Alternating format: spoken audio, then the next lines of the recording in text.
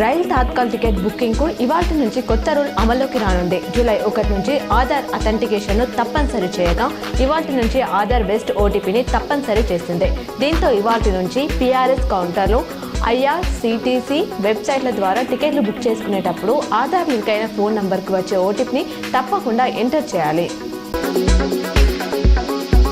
దేశంలోనే రెండో అతిపెద్ద కేబుల్ బ్రిడ్జ్ ప్రయాణికులకు అందుబాటులోకి వచ్చింది. కర్ణాటక శివమొగ్గ జిల్లా సింగందూర్ సమీపంలోని శరావతి బ్యాక్ వాటర్ పై ₹473 కోట్లతో నిర్మించిన ఈ వంతెనను నితిన్ గడ్కరీ నిన్న ప్రారంభించారు.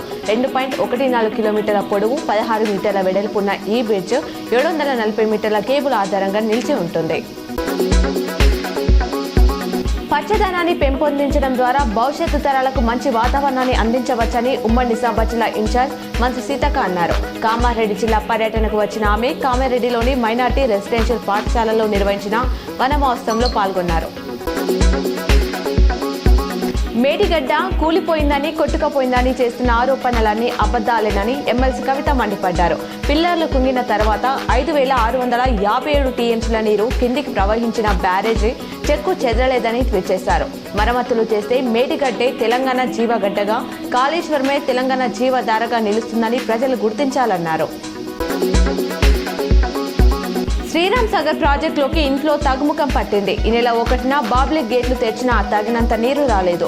3-4 రోజుల్లోగా ఇంట్లో మరింత తగ్గింది. గడిచిన 24 గంటల్లో ప్రాజెక్టులోకి 690 క్యూసెక్ల నీరు వచ్చి చేరగా అవుట్లో అంతే మొత్తంలో పోతుంది. మంగళవారం ఉదయం ప్రాజెక్టులో 1068.50 అడుగుల నీరు నిల్వ ఉందని ప్రాజెక్టు అధికారులు తెలిపారు. వెండి ధరలకు రెక్కలొచ్చినట్లే పైకి దూసుకెళ్తున్నాయి. ఇవాళ కేజీ సిల్వర్ పై ₹2,000 తగ్గి ₹1,27,000 వద్ద ఆల్ టైమ్ హైకి చేరింది. అటు బంగారం ధరలు స్వల్పంగా తగ్గాయి. హైదరాబాద్ లో 24 క్యారెట్ల 10 గ్రాముల పసిడిపై 110 తగ్గి 99,770కి చేరింది.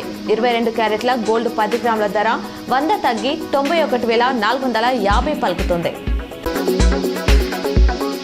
గ్రామ పంచాయతీ ఎన్నికల నిర్వహణపై రాష్ట్ర ఎన్నికల సంఘం కసరత్తు చేస్తోంది. పోలింగ్ సిబ్బంది డేటాను సిద్ధం చేయాలని కలెక్టర్లను ఆదేశించింది. ఫిబ్రవరిలో నమోదైన రిటర్నింగ్, సహాయ రిటర్నింగ్, ప్రిసైడింగ్ అధికారులు, ఇతర సిబ్బంది వివరాలను పునఃపరిశీలించాలని సూచించింది.